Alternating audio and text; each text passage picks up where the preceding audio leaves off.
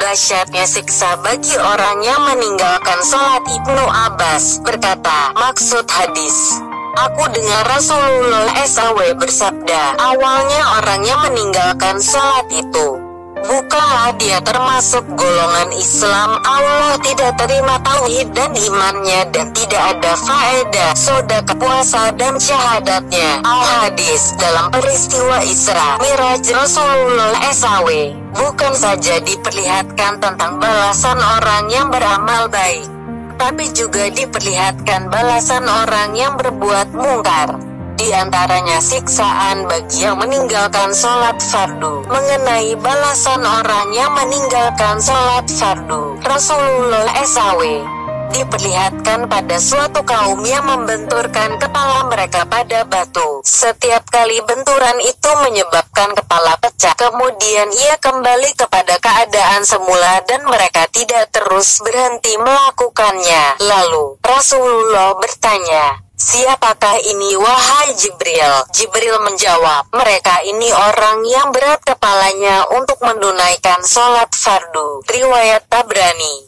Orang yang meninggalkan sholat akan dimasukkan ke dalam neraka sakor. Maksud firman Allah Ta'ala, setelah melihat orang-orang yang bersalah itu, mereka berkata, apakah yang menyebabkan kamu masuk ke dalam neraka sakor? Orang-orang yang bersalah itu menjawab, kami termasuk dalam kumpulan orang-orang yang tidak mengerjakan sholat. Sa'ad bin Abi Waqqas bertanya kepada Rasulullah SAW mengenai orang yang melalaikan sholat, maka jawab baginda SAW, yaitu mengakhirkan waktu sholat dari waktu asalnya hingga sampai waktu sholat lain. Mereka telah menyia-nyiakan dan melewatkan waktu sholat, maka mereka diancam dengan neraka. Wail Ibn Abbas dan Sa'id bin Al-Musayyib turut menafsirkan hadis di atas, yaitu orang yang melengah-lengahkan sholat mereka sehingga sampai kepada waktu sholat lain.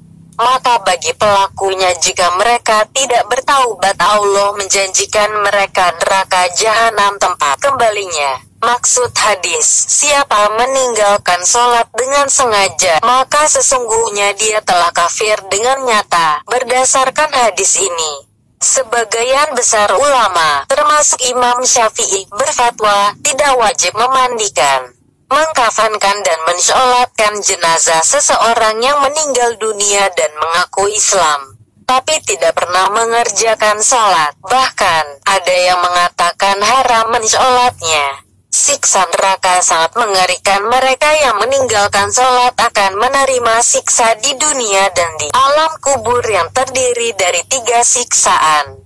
3 jenis siksa di dalam kubur, yaitu 1. Kuburnya akan berhimpit-himpit serapat mungkin sehingga meremukan tulang-tulang dada. 2. Dinyalakan api di dalam kuburnya dan api itu akan membelit dan membakar tubuhnya siang dan malam, tiada henti-henti. 3. Akan muncul seekor ular yang bernama Sujaul Akra. Ia akan berkata kepada si mati dengan suaranya baga halilintar, aku disuruh oleh Allah memukulmu sebab meninggalkan sholat dari subuh hingga duhur, kemudian dari duhur ke asar, dari asar ke maghrib, dan dari maghrib ke isya hingga subuh. Ia dipukul dari waktu subuh hingga naik matahari, kemudian dipukul dan dibenturkan hingga terjungkal ke perut bumi karena meninggalkan sholat duhur, kemudian dipukul lagi karena meninggalkan sholat asar. Begitulah seterusnya dari asar ke maghrib, dari maghrib ke waktu isya hingga ke waktu subuh lagi. Demikianlah seterusnya siksaan oleh Sajaul Akra hingga hari kiamat. Di dalam neraka jahanam terdapat wadi, lembah, yang di dalamnya terdapat ular-ular berukuran sebesar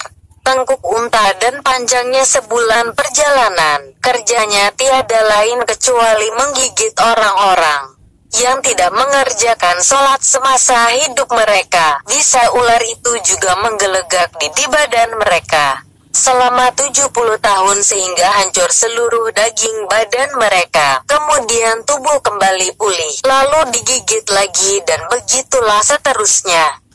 Maksud hadis, orang yang meninggalkan sholat, akan Allah hantarkan kepadanya seekor ular besar bernama Suja ul Akra, yang matanya memancarkan api, mempunyai tangan dan berkuku besi, dengan membawa alat pemukul dari besi berat. Siapakah orang yang sombong? Orang yang sombong adalah orang yang diberi penghidupan tapi tidak mau sujud pada yang menjadikan kehidupan itu, yaitu Allah Rabbul Alamin, Tuhan sekalian alam. Maka bertasbihlah segala apa yang ada di bumi dan di langit pada Tuhannya kecuali iblis dan manusia yang sombong diri. Siapakah orang yang telah mati hatinya? Orang yang telah mati hatinya adalah orang yang diberi petunjuk melalui ayat-ayat Quran, hadits dan cerita-cerita kebaikan namun merasa tidak ada kesan apa-apa di dalam jiwa untuk bertaubat. Siapakah orang dungu kepala otaknya?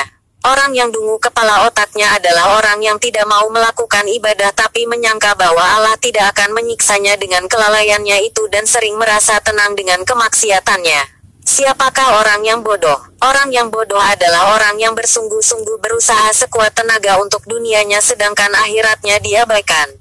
Allah Ta'ala akan berseru kepada mereka, "Hai orang yang meninggalkan sholat isya, bahwa aku tidak lagi ridha, engkau tinggal di bumiku dan menggunakan nikmat-nikmatku. Segala yang digunakan dan dikerjakan adalah berdosa kepada Allah Ta'ala." Maksud firman Allah Ta'ala, mereka yang menyia-nyiakan sholat dan mengikuti hawa nafsu kepada kejahatan, maka tetaplah mereka jatuh ke dalam satu telaga api neraka. Maryam 59